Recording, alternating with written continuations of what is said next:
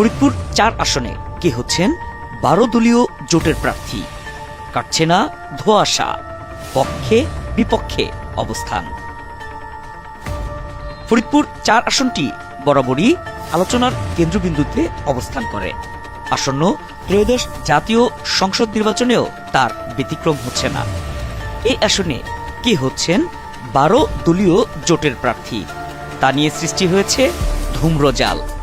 ইতোমধ্যে বাংলাদেশ জামায়াতে ইসলামের প্রার্থীকে ঘিরে জোটের নেতাকর্মীরা পক্ষে বিপক্ষে অবস্থান করছেন। সম্প্রতি জামায়াতের প্রার্থী মাওলানা সরোয়ার হোসেনকে জোটের প্রার্থী করা হয়েছে বলে বিভিন্ন মাধ্যমে গুজব ছড়িয়েছে। একই সাথে এই আসনের ১২ দলীয় জোটের আহ্বায়ক এনায়েত হোসেনের দাবি সরোয়ার হোসেনকে জোটের চূড়ান্ত প্রার্থী করা হয়েছে। তবে তার এই দাবি ভিত্তিহীন বলে মন্তব্য করেছেন জোটের অন্য প্রার্থীরা।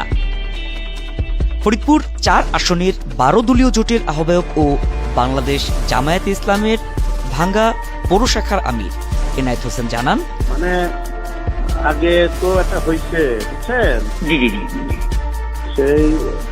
সেইখানে এখানে জামাতকে দেওয়া হয়েছে, কিন্তু পরবর্তীতে এনসিপি আর হলে এলডিপি আসার পরে এই হিসাব গুলো কিছুটা একটু কিছু হালকা সমস্যা কেন্দ্রে আছে। তবে এই আসনে নাই, এটা ইনশাল্লাহ আমাদের দল হবে।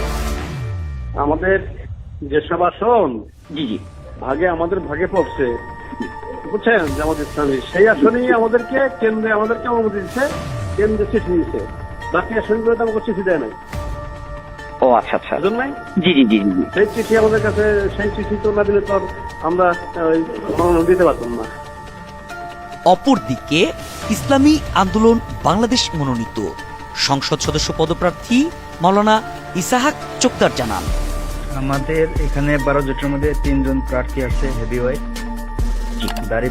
হাত পাখা, দাড়িপাল্লা আর রিক্সা। এখনো আমরা আমাদের কোনো খবর পাই নাই যে কাকে সিলেক্ট করা হয়েছে। আমরা সবাই টাকা দাখিল দিচ্ছি, হয়তো একজনরে দিবে, বাকি ২জন টাকা উঠতে পারবে। এখন পর্যন্ত আমার কাছে এমন কোনো খবর আসে নাই যে অমুকে দিচ্ছে বা অমুকে দিচ্ছে বা আমাকে দিচ্ছে, কোনো খবর এখন আসে না।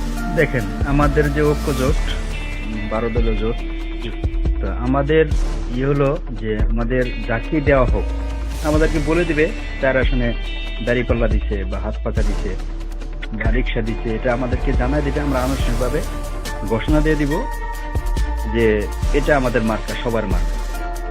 কিন্তু ওরকম কিছু হয় না, এই পর্যন্ত যা আছে এটা ফেক নিউজ, এর কোনো মানে বাস্তব কোনো নিউজ না, বা ১২ দলের কোনো তারা ডকুমেন্ট দেখাতে পারবে না। হয়তো তাদের বলে যে আমরা গোপন সূত্রে জানতে পারছি, আর এটা তো জোট তো ওপেন দিন, গোপন সূত্রে কেমনে জানবো আর কেমনে কি করবে? আমাদেরকে বলে দিবে দল থেকে যে এই ৪ আসনে দাড়িপাল্লা দিলাম বা রিক্সা দিলাম, আমাদেরকে বলবে, আমরা আনুষ্ঠানিকভাবে সবাই ঘোষণা দিব যে আজকের থেকে আমাদের এই নির্বাচনে আমাদের মার্কা একটাই, আমরা এই মার্কায় করবো। এটা আমরা সবাই মিলে ঘোষণা দিব। এখন আমি যদি বলি যে আমাকে হাত পাখা দিয়ে দিচ্ছে, ১২ দলতে দিয়ে দিচ্ছে, ডকুমেন্ট না দেখাতে তার জিনিসটা সঠিক হলো না, পরে তো দেখা গেলো মিথ্যা হয়ে গেলো, তো পরে নিজেই ছোট হবো। এখন পর্যন্ত আমাদের কোনো ঘোষণা আসে নাই ৮ দলীয় থেকে। যে পর্যন্ত আসলে অবশ্যই আমরা সংবাদ সম্মেলন করে সবাইকে নিয়ে বলবো যে আজকের থেকে এই নির্বাচনে আমাদের এই ৪ আসনের মার্কা ইসলামী ১২ দলের মার্কা, এটা আমরা এটার উপর নির্বাচন করবো। এটা আমরা ঘোষণা দিয়ে দেবো ইনশাআল্লাহ যদি আমাদের ডিক্লেয়ার হয়। বাংলাদেশ খেলাফত মজলিস মনোনীত সংসদ সদস্য পদপ্রার্থী মাওলানা মিজানুর রহমান মোল্লা বলেন, ধন্যবাদ আপনাকে। আসলে যে প্রশ্ন করেছেন, আমরা এখনো দলীয়ভাবে এমন কোনো ঘোষণা পাইনি।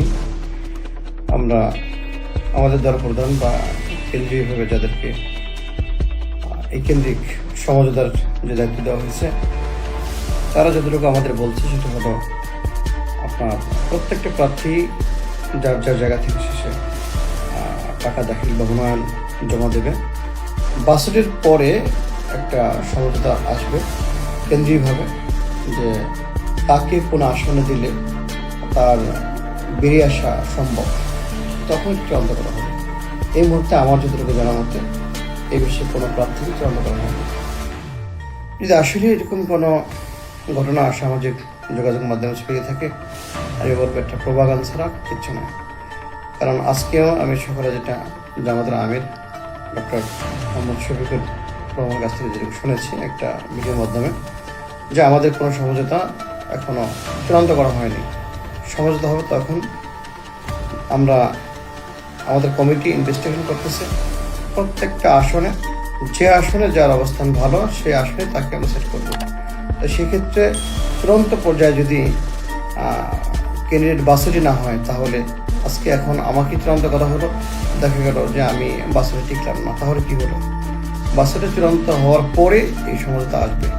তো সেক্ষেত্রে আজকে যারা এই প্রোপাগান্ডা ছড়াচ্ছে বা বলতেছে, আমি মনে করবো তারা আসলে দলের শুভাকাঙ্ক্ষী নয়, তারা দলের তাদের তো দলের ক্ষতি হচ্ছে, সেক্ষেত্রে তারা দলের ভালো করবে না।